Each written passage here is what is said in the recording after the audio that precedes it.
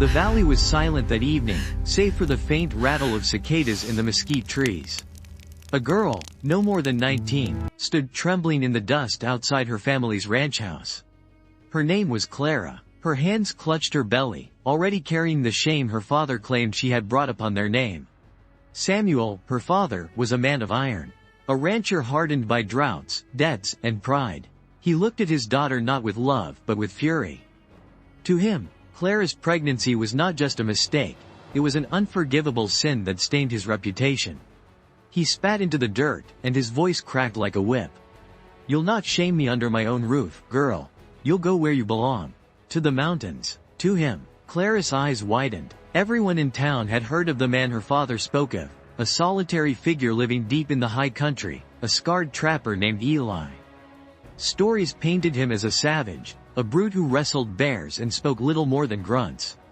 Parents warned their children never to wander near his cabin. Samuel didn't care. To him, sending Clara away was punishment enough. A life with Eli meant hardship, humiliation, maybe worse. He thought it would break her, teach her obedience, erase the shame she carried. That night, under a pale moon, Samuel dragged Clara to the edge of town. A wagon waited. 2 ranch hands loaded her small trunk onto it, and Samuel shoved her forward. Clara's tears streaked her dusty cheeks, but her father's face remained stone. The journey into the mountains was brutal. The trail was narrow, winding through jagged cliffs and roaring streams. Clara clutched her shawl around her shoulders, shivering as the wind cut through her. When they reached the cabin, it loomed like a shadow in the clearing, rough-hewn logs, smoke curling from a crooked chimney. And then, Eli appeared. Broad shoulders, beard thick and black, a long scar running from his temple down across his cheek. His eyes, though dark, held something unexpected, not the cruelty Samuel had hoped for, but a quiet depth, unreadable. Samuel shoved Clara forward. "She's yours now. Do with her as you will. She's no daughter of mine." With that, he turned and rode away, leaving Clara standing in the cold, staring at the man who would decide her fate. Eli's voice was low, gravelly. Inside, "You're freezing." Clara hesitated. This was her punishment. But as she stepped over the threshold into the cabin's warmth, she felt something strange, something her father never intended. Not fear, not hatred, but the faintest whisper of safety. And so, the story began. The cabin smelled of smoke, pine, and old leather. Clara stood frozen near the doorway, clutching her shawl, as if stepping deeper into the room meant sealing her fate. Eli moved slowly, deliberately, placing a kettle over the fire. He said nothing for several minutes, and the silence pressed on her chest heavier than her father's anger ever had. Finally, Eli spoke. His voice was rough, but not unkind. "You're with child." Clara lowered her eyes, ashamed. "Yes." Eli didn't ask who the father was, nor why she had been sent. He only nodded, as though the truth of her condition explained enough. He poured a tin cup of hot water and handed it to her. She hesitated before accepting, surprised at the simple gesture. Her father's words echoed in her mind, "Do with her as you will." She expected cruelty, harshness, perhaps even chains. Instead, Eli pulled a blanket from a chest and placed it over the only spare bed. "You'll sleep there. It's warmer by the fire." That night, Clara lay awake, listening to the crackle of logs and Eli's steady breathing from the cot across the room. Fear still gripped her, but mingled with it was confusion. If this man was the savage everyone spoke of, why had he shown her more kindness in one evening than her father had in years? The following days were quiet. Eli left at dawn, rifle slung over his shoulder, returning with hares or venison hanging from his belt. Clara tried to keep busy, sweeping the floor, mending torn shirts, fetching water from the stream. The work steadied her trembling hands, but she couldn't ignore the gnawing question. What did Eli expect of her? On the third morning, Clara followed him outside. The mountains stretched endless around them, ridges capped with snow, forests whispering secrets in the wind. Eli glanced back when he noticed her watching. "You'll need strength," he said, handing her a small hatchet. "Winter's coming. Best learn to split wood." Clara blinked. She had never been allowed to lift an axe at the ranch. Her father claimed women were too fragile. Now, this scarred mountain man was teaching her, without a word of doubt. Her hands shook as she tried, the blade sinking clumsily into the log. Eli stepped behind her, steadying her grip, his scarred hands surprisingly gentle. "Not like that," he murmured. "Here, firm, straight down." The log split clean in two. Clara's eyes widened, and for the first time in weeks, a smile tugged at her lips. Eli caught it, but said nothing. He only handed her another log. That night, Clara sat by the fire, her muscles sore but her spirit oddly lighter. She realized something her father never intended. Punishment had brought her to the mountains, but perhaps, in this exile, she might find something closer to freedom. Still, shadows lingered. Her father's wrath was not easily forgotten. And deep in her heart, she wondered if he would ever come to reclaim her, or worse, to finish what he started. Morning broke with frost on the window panes and a thin veil of smoke drifting above the cabin. Clara stirred from her bed, wrapping the blanket tighter around her shoulders. She could hear Eli outside, the steady rhythm of an axe striking wood. Each blow echoed through the mountains, sharp and sure. Clara stepped into the cold, breath rising in clouds. Eli paused, leaning on the axe handle, and studied her for a moment. His scar caught the light, a reminder of the life he'd lived before solitude. "You're awake," he said simply. "I can help," Clara offered, her voice quiet but steady. Eli's brow lifted slightly. "You'll freeze. I'm not as fragile as you think." For the first time, a trace of a smile tugged at Eli's lips, though it was faint and fleeting. He handed her a smaller piece of wood. "Then start with kindling." They worked side by side, their breaths forming small clouds in the sharp mountain air. Clara's arms ached, her hands blistered, but she refused to quit. Eli never scolded her for mistakes, never raised his voice. Instead, he corrected her with calm precision, teaching without judgment. As days turned into weeks, Clara began to find rhythm in the wilderness. She fetched water, cooked stews from the meat Eli brought, and mended clothing by the firelight. Eli, in turn, fixed her shoes when they tore and carved her a wooden comb when he noticed her struggling with tangled hair. But even as a strange bond grew between them, Clara carried a weight heavier than firewood. At night, when Eli's steady breathing filled the cabin, she lay awake with her hand resting on her growing belly. The child was a constant reminder of her father's cruelty, and the shame he had forced upon her. One evening, as snow began to fall thick and heavy, Clara dared to ask the question that gnawed at her. "Why did you take me in?" Eli sat at the table, sharpening his knife. He didn't look up right away. Didn't seem right. Sending a girl alone into these mountains is the same as killing her. "I'm no saint, but I'm not your father." His words cut deeper than any blade. Clara lowered her gaze, a tear slipping free. For the first time in her life, someone had spoken of her father without fear, without reverence, only blunt truth. That night, Clara's dreams were haunted by the image of Samuel's face, cold and unyielding. She woke with a start, clutching her belly, and realized something terrifying. If her father ever decided to take her back, she would fight. And she wasn't sure Eli would stop him. The snow piled deeper each day, sealing the cabin off from the world below. Clara learned quickly that the mountains didn't forgive weakness. Water froze solid in the bucket if left unattended, and the path to the stream became treacherous with ice. Eli showed her how to pack the snow into barrels to melt, how to stack wood so it would last through the storms. Clara's hands grew rough and calloused. She no longer flinched at the cold. She met it head-on, her shawl tucked tight, her breath steady. For the first time in her life, she felt the strength of survival, not just existence. But the isolation also gave her time to think, too much time. One evening, as wind howled outside like wolves circling, Clara sat by the fire and asked, "Do people ever come here? Traders, hunters, anyone?" Eli leaned back in his chair, eyes shadowed by firelight. "Sometimes, but not in winter." Clara hesitated, then pressed. "And when spring comes?" Eli's jaw tightened. He understood what she was really asking. "Your father won't come here, Clara.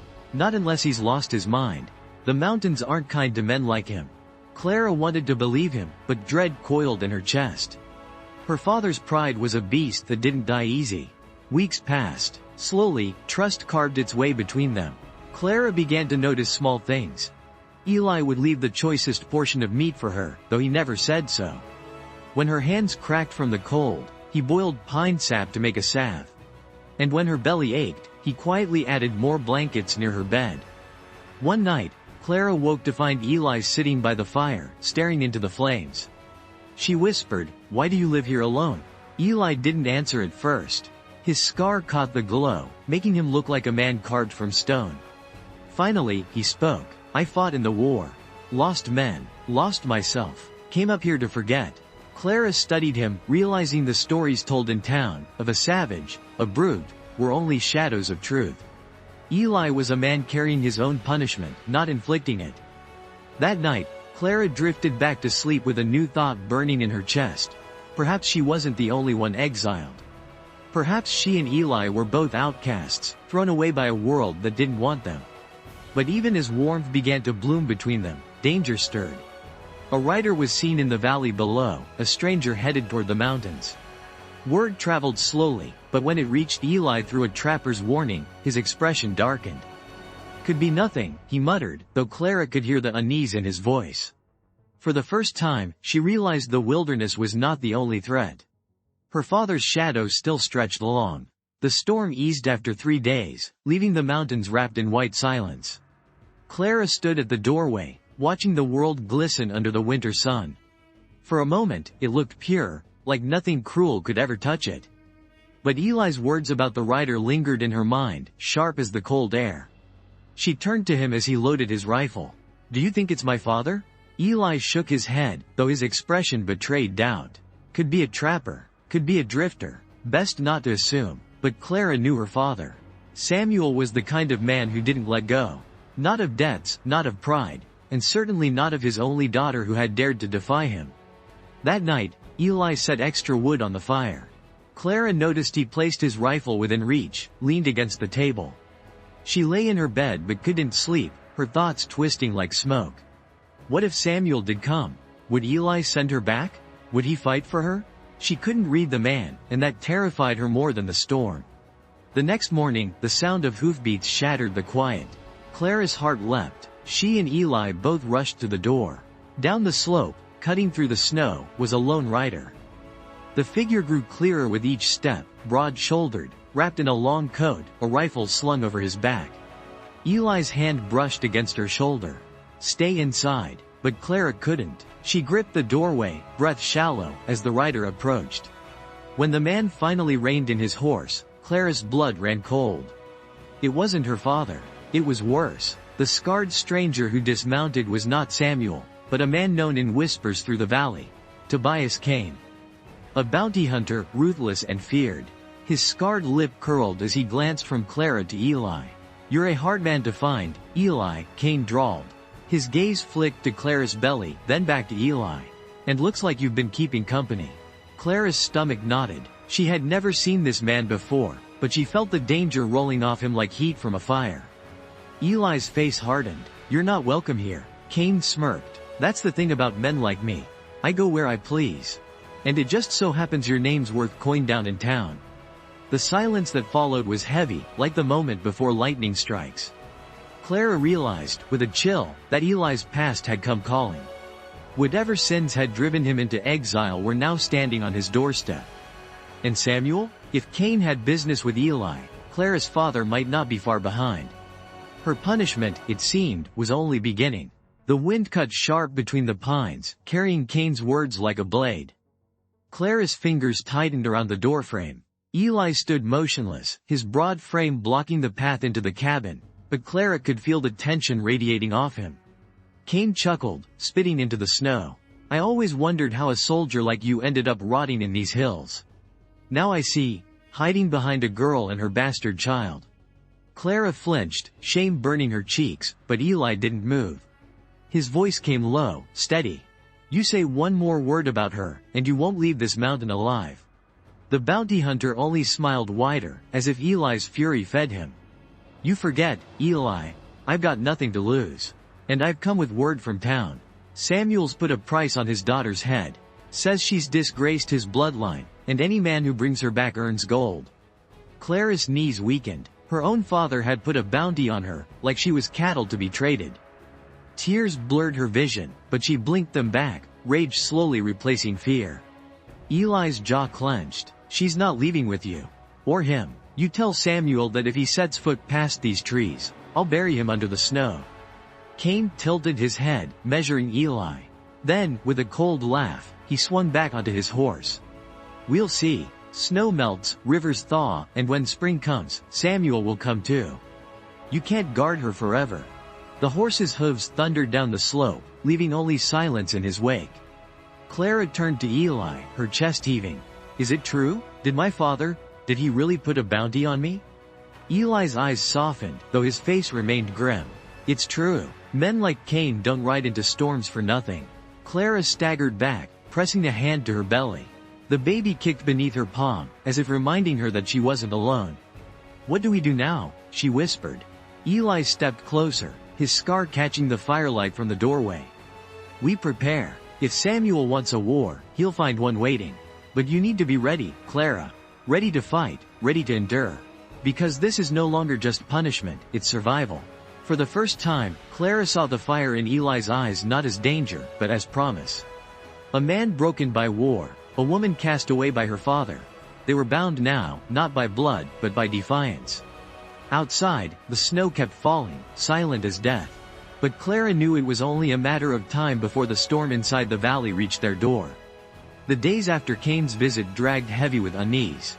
Clara moved through the cabin with a knot in her stomach, every creak of the floorboards, every rustle of wind outside the shutters making her flinch. Eli said little, but his actions spoke louder than words. He sharpened his knives each night, cleaned his rifle twice over, and began stockpiling wood and food as if preparing for a siege. Clara tried to steady herself. She cooked, she mended, she hauled water even when the ice bit into her fingers. But fear gnawed at her. Not just fear of her father, but of the truth Eli had yet to share. What exactly had he done in the war that brought a man like Cain sniffing at his trail? One evening, as Clara stirred stew over the fire, she finally asked, Eli, why does Samuel hate me so much? Enough to put a price on my head? Eli paused in his work, his knife glinting in the firelight. Pride, he said. Men like your father care more for their name than their blood. You carry a child, and to him that child is proof he couldn't control you. He'd rather erase you than face the shame. Clara's throat tightened. Hearing it spoken aloud made the betrayal cut deeper. And what about you? Why did Cain call you a fugitive? Eli's eyes darkened. He set the knife down, staring into the flames. Because I walked away from killing when they told me to keep killing. In the war, orders came down, burn villages, leave nothing behind. I refused. They branded me a deserter. Men like Cain hunt deserters. Not for justice, for pay. Clara swallowed, realizing the man before her was not savage, but scarred by choices most men never faced. So both of us were cast out, she murmured. Eli finally met her gaze, and for a fleeting moment, Clara saw something unspoken pass between them, an understanding, a bond forged in exile. That night, she lay awake, listening to the steady crackle of the fire. For the first time, the thought flickered in her mind. Perhaps Eli wasn't just her keeper, her unlikely protector. Perhaps he was the only person left in this world who truly saw her. But before the thought could settle, a sound shattered the night. Hooves, more than one, voices muffled by the snow, moving up the slope. Clara sat upright, heart pounding, as Eli snatched his rifle and motioned for silence. Through the slats of the shutter, lanterns glowed in the distance, bobbing like fireflies in the dark. They've come, Eli whispered. Clara's blood ran cold. Whether it was Cain returning, or Samuel himself, the time for hiding had ended. The cabin walls seemed to shrink as the glow of lanterns drew closer, bobbing through the snow like ghostly eyes. Clara clutched her blanket around her shoulders, her belly tight with fear. Eli crouched by the door, rifle steady, his face hard as the iron nails that held the cabin together. Stay back, Clara, he whispered. Whatever happens, you don't move unless I tell you. Clara's heart thundered. She wanted to obey, but she also knew that this fight was hers as much as his. Samuel's wrath had dragged her into this exile, and if he had come to claim her, she would not go meekly. The crunch of boots broke the silence. 3 figures emerged from the tree line. At the front rode Tobias Cain, his sneer lit by lantern glow. Behind him, 2 of Samuel's ranch hands carried shotguns. Cain called out, his voice mocking and sharp. Evening, Eli. Even in, girl. I told you spring would bring trouble. Seems I was right. Eli stepped into the doorway, blocking their view of Clara. You should have stayed in the valley. One of the ranch hands spat into the snow. Samuel wants his daughter back. You can make this easy or you can make it bloody. Clara's chest tightened. So it was true. Her father had sent them. He hadn't ridden up himself, but his will spoke through their guns. Eli's voice cut the air. Tell Samuel this. Clara's not his to command anymore. She's under my roof now, and I'll put any man in the ground who tries to take her. Cain laughed, dark and cruel. You think you can hold off all of Samuel's men when spring melts this snow? You're just one scarred soldier and a girl who don't belong. Clara stepped forward then, against Eli's order. Her voice trembled but carried a strength she didn't know she had. I'm not going back. Tell my father he can bury his pride with his gold. I won't be his pawn anymore. For a moment, silence hung heavy. Even Eli glanced at her, surprise flickering in his eyes. Cain's smirk faltered. Then he spat again, swung onto his horse, and signaled to the ranch hands. So be it, but you'd best be ready. Samuel doesn't forgive, and he doesn't forget. We'll be back. The three men rode off into the darkness, lanterns fading into the trees. Clara's knees buckled, and Eli caught her before she fell. He searched her face, and for the first time, his hand lingered against hers, steady and warm. You spoke like someone who's tired of being owned, he said quietly. Clara's eyes brimmed with tears. Because I am. Eli gave a rare, solemn nod. Then we fight. Together. The firelight glowed between them, casting long shadows on the cabin walls. Outside, the mountain was silent again, but both of them knew it was only the calm before the storm. Spring came with the sound of melting snow rushing down the mountainsides. The world thawed, but with it came danger. Tracks appeared near the cabin, bootprints too large to be Eli's. Clara found them one morning by the stream, her breath catching as she traced the impressions in the mud. They're watching us, she whispered when Eli returned. He crouched, studying the prints. His scarred jaw tightened. Samuel's men. The days that followed were filled with preparation. Eli built barricades from felled logs, stacked ammunition, and laid snares along the trail. Clara gathered herbs and cloth, knowing they might need bandages before long. Every glance, every sound outside the cabin made her heart pound. But alongside the fear, something else grew. Each night, as the fire crackled low, Clara and Eli talked. Not of war or betrayal, but of small things. Her mother's lullabies, his memories of fishing streams before the war. Slowly, the silence between them softened, becoming a space where Clara felt less like a prisoner of punishment and more like a partner in survival. One evening, as Clara rubbed her aching back, Eli handed her a carved wooden figure. It was rough, but shaped like a cradle. For the child, he murmured. Clara's throat tightened. She held the figure close, realizing this man, once painted as savage, was offering her something her father never had, hope. But hope was fragile. At dawn, smoke rose from the valley. Eli spotted movement through his spyglass, men gathering, rifles glinting in the sun. Samuel's force was coming, not just ranch hands but hired guns, more than a dozen strong. Clara's blood ran cold. There's too many. We can't fight them all. Eli's voice was iron. We won't run. Not anymore. If Samuel wants to tear his family apart, he'll have to walk through fire to do it. That night, as the moon climbed high, Clara couldn't sleep. She pressed her hand to her belly, whispering to the child within. You'll never know the chains of your grandfather's pride. I'll see to that. From outside came the howl of a wolf, long and mournful. Clara closed her eyes, realizing it sounded less like a warning and more like a prophecy. By morning, Samuel would come. And when he did, the mountain would remember his cruelty. Dawn cracked pale and cold over the mountains. Mist clung low in the valley, but through it, the shapes of riders emerged. Samuel's men, rifles slung, eyes hard with the promise of violence. At their head rode Samuel himself, broad hat shadowing a face carved with fury. Clara stood just inside the cabin, staring through the narrow window. Her heart hammered in her chest. Her father looked older, but no less cruel.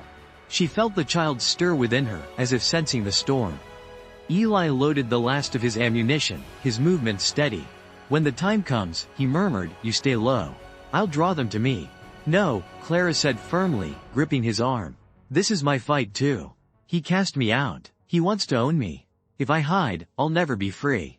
Eli studied her, then gave a single nod. In that moment they were no longer captor and captive, but equals, two souls bound by defiance. The sound of hooves thundered closer. Voices shouted, the men fanning out around the cabin. Samuel dismounted, his boots crunching on the frosted earth. "Clara," his voice rang out like a whip. "Come out and face me. I'll give you one chance to redeem yourself. Leave that savage and return to your family, or you'll both be buried here." Clara's hands trembled, but she stepped forward, throwing open the cabin door. The cold hit her skin, but her voice carried strong. "I am no daughter of yours, not anymore. You tried to break me, but you only freed me. I choose my life. I choose my child, and I'll never choose your chains." A murmur rippled through the gathered men. Some shifted uneasily, their eyes flicking between Samuel and the girl who defied him. Samuel's face twisted with rage. "So be it." He raised his hand to signal the attack. A shot cracked the air, Eli's rifle. One of Samuel's men dropped, snow blooming red beneath him. Chaos erupted. Gunfire tore through the clearing, smoke and screams filling the morning air. Clara ducked behind the barricade Eli had built, hands over her ears, praying with every breath. Eli moved like a man possessed, his rifle barking, his knife flashing when the fighting closed in. Years of war had carved him into steel, and now that steel was turned to shield Clara. But Samuel pressed forward, pistol in hand, eyes burning with obsession. He reached the cabin steps, snarling, "You're mine, girl. You'll always be mine." Before Eli could move, Clara rose. Her hands shook, but her voice was steady. "No, father. I was never yours." She swung the hatchet Eli had taught her to wield, striking the pistol from Samuel's grasp. The old man stumbled back, stunned by her defiance. Eli stepped between them then, his rifle raised. But Samuel saw something in Clara's eyes, not fear, not shame, but resolve. And for the first time, he faltered. The men, seeing their leader broken, scattered into the trees. Silence slowly fell, broken only by the crackle of flames and Clara's ragged breathing. Samuel staggered, clutching his hand, his pride shattered more than his flesh. "You'll regret this," he spat, retreating to his horse. "No," Clara whispered, her hand on her belly. "I'll live." When the dust settled, Eli lowered his rifle. He turned to Clara, eyes searching hers. "You stood your ground." Clara's lips trembled into a faint smile. "Because you taught me how." Together, they stood in the doorway of the cabin, the morning sun breaking through the mist. The mountain was quiet again, but Clara knew one thing with certainty: she had not been punished. She had been reborn. Her father had cast her into exile to break her. Instead, she found strength, freedom, and a love fiercer than any chain. And the mountain, once her prison, was now her home.